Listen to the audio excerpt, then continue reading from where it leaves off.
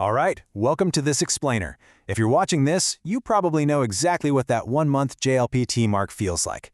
The panic starts to set in, the stack of unread textbooks suddenly looks a whole lot taller and way more guilt-inducing, and you start wondering how you're actually going to pull this off. Well, take a deep breath, because today we are breaking down a highly precise, totally stress-free 30-day roadmap that takes all the guesswork out of this final month.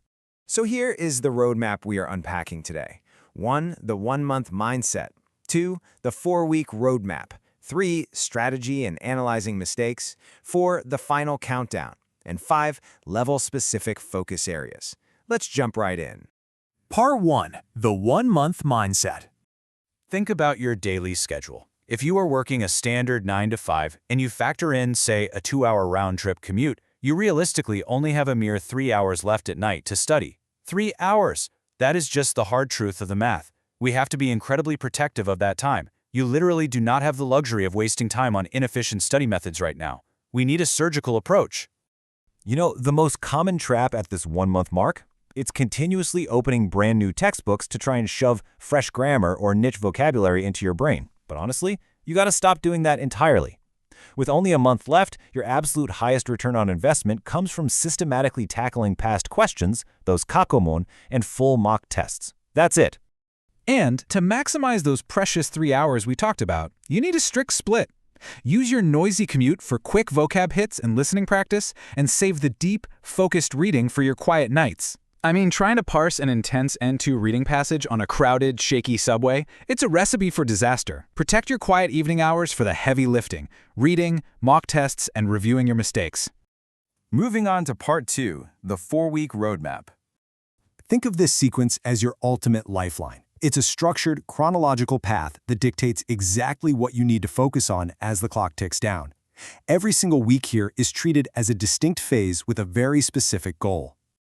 Okay, so during week 1, let's say June 1st to the 7th, your core objective is to aggressively hunt down your weak spots. You want to do 2 to 3 sets of past questions, and hey, here is a massive insight for you N1 and N2 test takers. Stop translating every single sentence. Seriously. The trick is to read the question first, then hunt for the answer.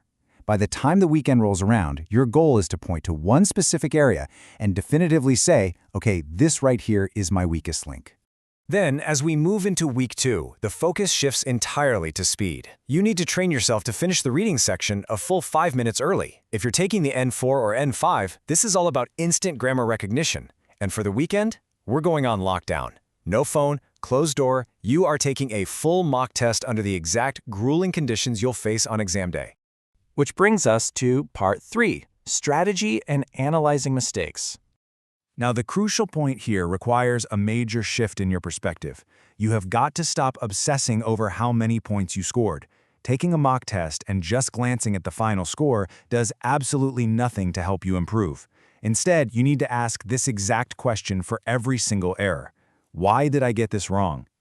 You need to become a literal investigator of your own mistakes.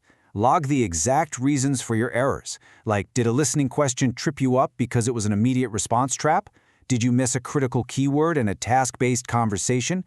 Pinpointing the exact point of failure in a dedicated notebook ensures that the same trap won't catch you twice. It's a total game changer. All right, Part 4, the final countdown.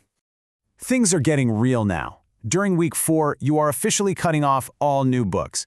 Your only job left is to review past mistakes and keep your mind sharp.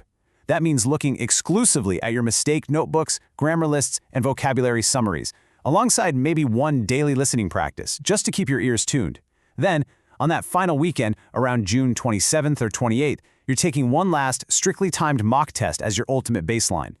And in those final agonizing days leading up to the test, the tapering phase begins. Absolutely no full exams, just light review. Taking a full mock test right now will literally only drain your mental batteries. And the night before the exam on July 4th, close the books. Go to sleep before 10 p.m. I know, it might feel impossibly early, but a well-rested brain secures way more points than 2 hours of panicked midnight cramming. Finally, Part 5, Level-Specific Focus Areas. Let's get highly tactical here. This matrix outlines exactly which sections you should prioritize based on your specific tier. For N5 or N4, foundation is everything. So, heavy focus on vocabulary and grammar. For N3, the focus transitions more towards reading. But notice how, as we step up to N2 and N1, reading and listening become the primary battlegrounds. At the N1 level, it's no longer just about knowing words. It's about complex comprehension and deep reasoning. To wrap this all up, remember this. A month before the exam, reviewing past questions is infinitely more beneficial than reading new books.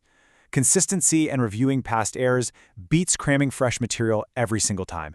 So if passing the JLPT is truly just a matter of structured repetition and targeted mistake analysis, the only question left is, are you ready to finally put down that shiny new textbook and start executing?